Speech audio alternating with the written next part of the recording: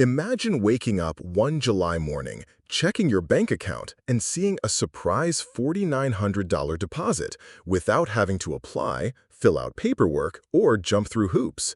Sounds too good to be true, right? But that's exactly what the White House is pushing for right now, and Jasmine Crockett just gave her unfiltered reaction that's turning heads across the country. Let's jump straight into it. If you're someone living on a low income, on Social Security, SSDI, SSI, or even working low-wage jobs, this could directly affect your pocket in the coming weeks. In this video, I'm going to break down the full story behind this $4,900 low-income auto deposit plan. We'll cover where it came from, how it's supposed to work, who qualifies, why it's being rushed for July, and of course, what Jasmine Crockett had to say when she heard about it. And let me tell you now, her reaction was anything but subtle. So first, where did this $4,900 number even come from? Over the past few months, inflation has continued to squeeze Americans from every direction.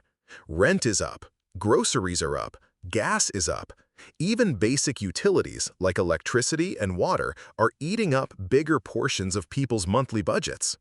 Add to that the fact that many government benefits haven't increased nearly fast enough to keep up with real-world costs, and you've got millions of low-income Americans falling further behind every single month.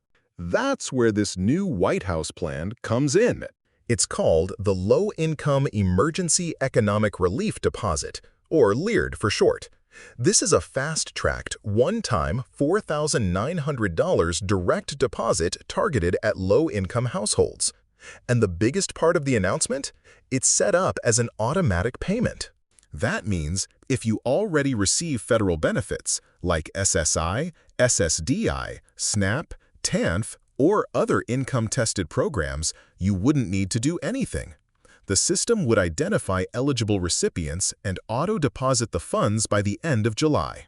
The goal, according to White House officials, is speed and simplicity. They want the money out fast. No complicated online portals, no snail mail forms, no waiting in line at government offices. Sounds great, right?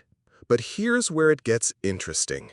While the administration was busy holding press conferences and patting themselves on the back, Jasmine Crockett was preparing her response. And let me tell you, when she stepped up to the mic, she didn't hold back. Her words? It's about time. But let's not pretend like this is some magical fix. And just like that, the applause in the room turned into awkward silence.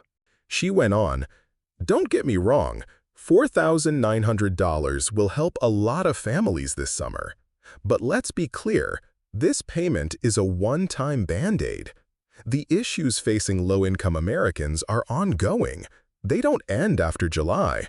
This money is going to be gone before most people even catch their breath."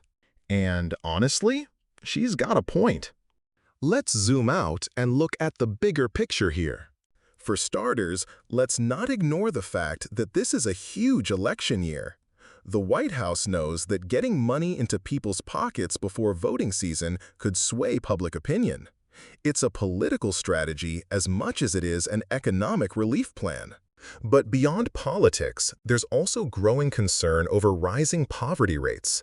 According to recent reports, child poverty rates and senior food insecurity are both climbing faster than they have in over a decade.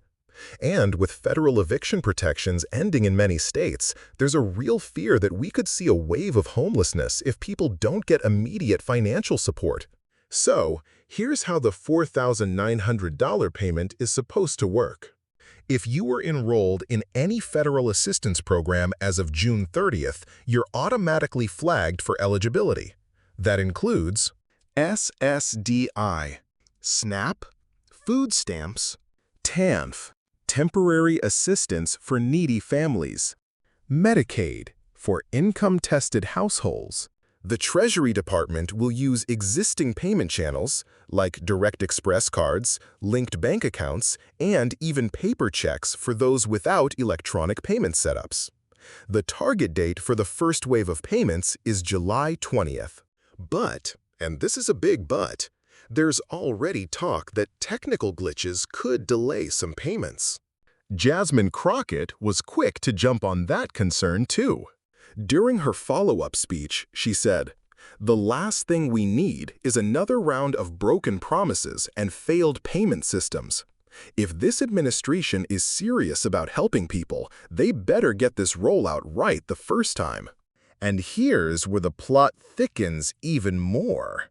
While many people are focused on the $4,900 figure, there's a hidden clause buried deep in the proposal that Jasmine Crockett called out: income recapture.